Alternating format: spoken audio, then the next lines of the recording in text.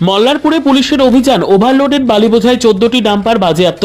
Overloaded বালি বোঝাই lorry ও ডাম্পারের দৌরাত্মে দীর্ঘদিন ধরে অতিষ্ঠ হয়ে উঠেছিল মল্লারপুর হাজিপুর এলাকার সাধারণ মানুষ। অভিযোগ উঠছিল রাতের অন্ধকারে নির্বিঘ্নে চলাচল করছিল এসব ভারী যানবাহন। এবার সেই বেআইনি বালি পাচারের রাস্তায় লাগাম টানল পুলিশ। স্থানীয় বাসিন্দাদের অভিযোগের ভিত্তিতে গতকাল রাতে রামপুরহাট মহকুমার পুলিশ আধিকারিক শ্রী গোবিন্দ শিকদার মল্লারপুর থানার পুলিশ বাহিনীকে সঙ্গে নিয়ে হাজিপুর এলাকায় চালান বিশেষ অভিযান। রাতভর তল্লাশি চালিয়ে ওভারলোডেড বালি বোঝাই 14টি লরি ও ডাম্পার বাজেয়াপ্ত করা হয়। এই অপারেশন এলাকায় চাঞ্চল্য ছড়িয়ে পড়ে। তবে পুলিশ সূত্রে জানা গেছে গাড়িগুলির চালকেরা অভিযানের আগে ঘটনাস্থল থেকে পালিয়ে যায়। তাদের খোঁজে তল্লাশি চলছে। এই ঘটনার পর প্রশাসনের ভূমিকা নিয়ে প্রশংসার ঝড় উঠেছে স্থানীয় মহলে। বহুদিন ধরে চলা এই অবৈধ বালি পরিবহন রোধে পুলিশের সক্রিয় পদক্ষেপে স্বস্তির নিঃশ্বাস ফেলছেন এলাকাবাসী। শ্রী গোবিন্দ শিকদার জানান, আইন ভেঙে কেউ রেহাই পাবে না। এমন বেআইনি কাজের বিরুদ্ধে আমাদের অভিযান চলবে। এই অভিযান নজর কাড়ে জেলার প্রশাসনিক মহলেও।